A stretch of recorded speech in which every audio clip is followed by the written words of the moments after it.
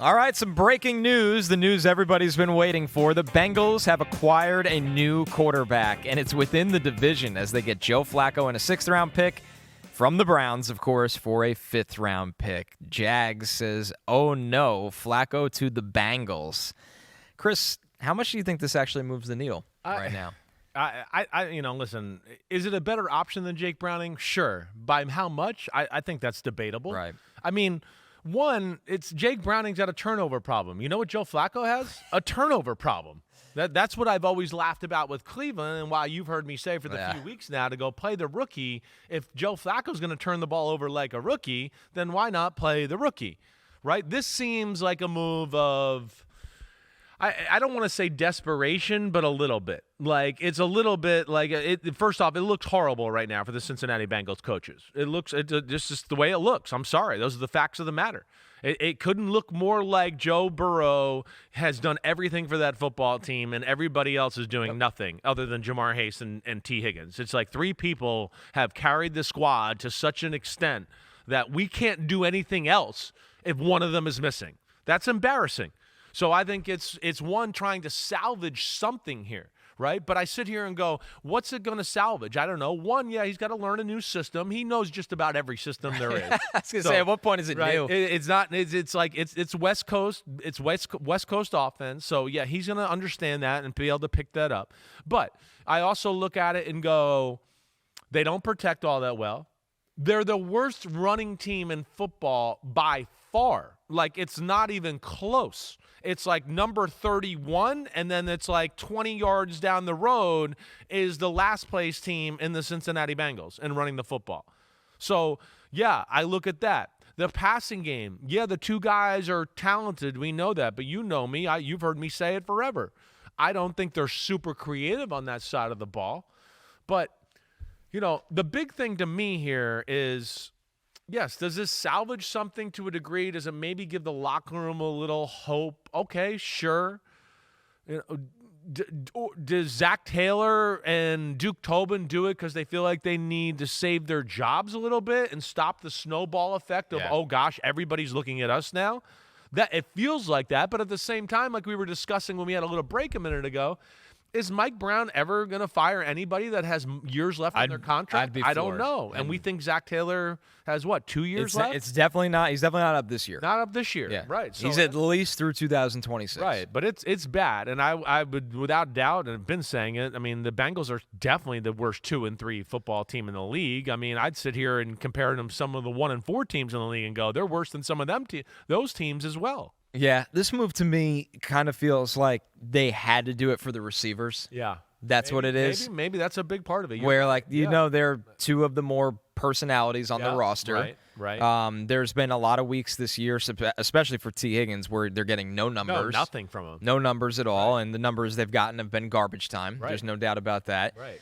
Maybe it is the veteran voice in the room. Flacco's been through this in how many different places? Yeah, the run with the Browns a couple years ago. Right. The Colts turned to him when I know it wasn't great for the Colts, but they turned to him because they needed a veteran voice. Definitely. Yep. Listen, do I think this is going to work? I'm not very optimistic because I don't think it's Joe Flacco's fault or anything like that. I think this is an infrastructure problem. Yeah, right. The offensive line can't pass protect. Right. They're even worse at run blocking. The defense is bad. Right. But I think they just felt like they had to give the guys at receiver something different. Yeah, I think your receiver point, I think, is very real. I kind of so let me ask you, because you've been in locker room, but let me ask you that. You being not only in locker rooms but being a quarterback of locker rooms, like, can you kind of feel it when you're not? I don't want to say losing receivers because that's unfair to say about professionals, but you do feel them gravitating towards like borderline apathy of just like, well. I don't have a lot of confidence in what we're doing right now. You feel the whole team start as a quarterback. You can start to feel the team doesn't believe in the offense and the quarterback and everything there. Yeah, definitely. You can feel it. So that's, to your point there with the receivers, the locker room, Joe Flacco, like you said, he's been battle tested. He still has a big arm and can make plays that way.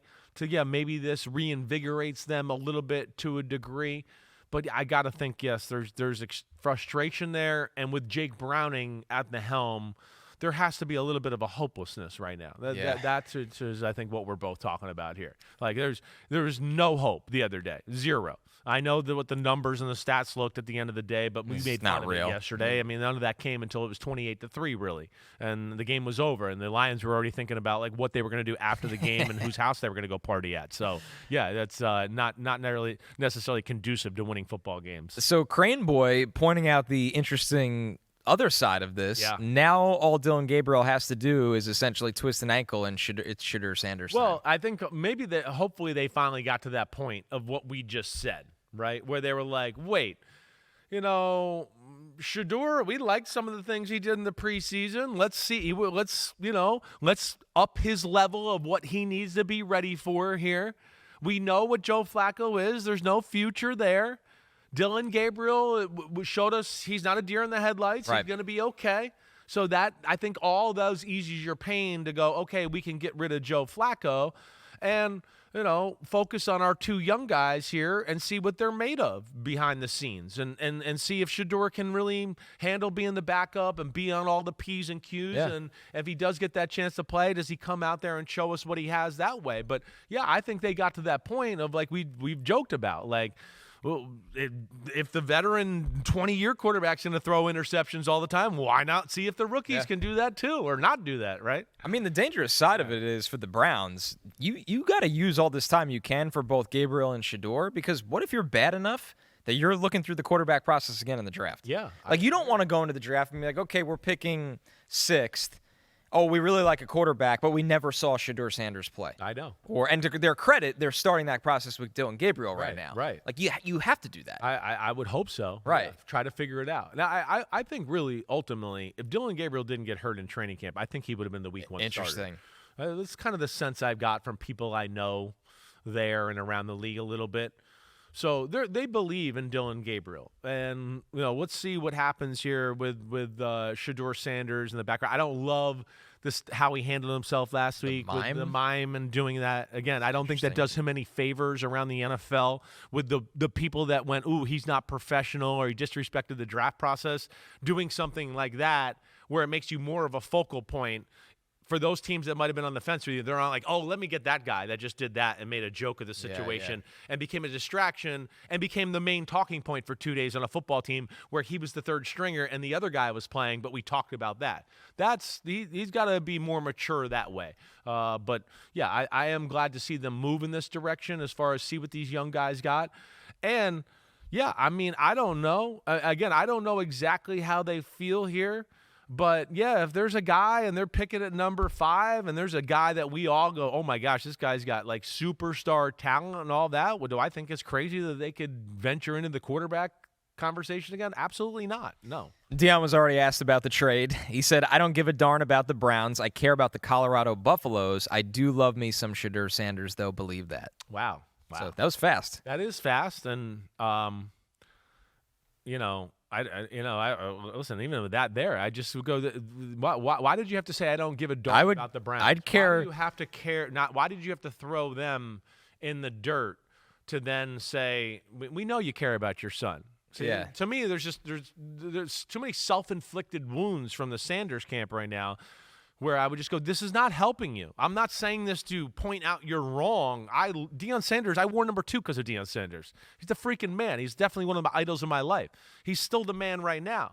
But, yeah, are there things they are doing that I'd go, man, come on, don't do that. Let me just tell you why you shouldn't do that or how this is going to hurt you. Yeah, there is a few things, certainly. Yo, homies, it's time to watch some games. That's right. We're on to the NFL season here with Chris Simms Unbuttoned. Hit subscribe to get our weekly picks, Sunday night recaps after every game, and much, much more. Thanks for watching.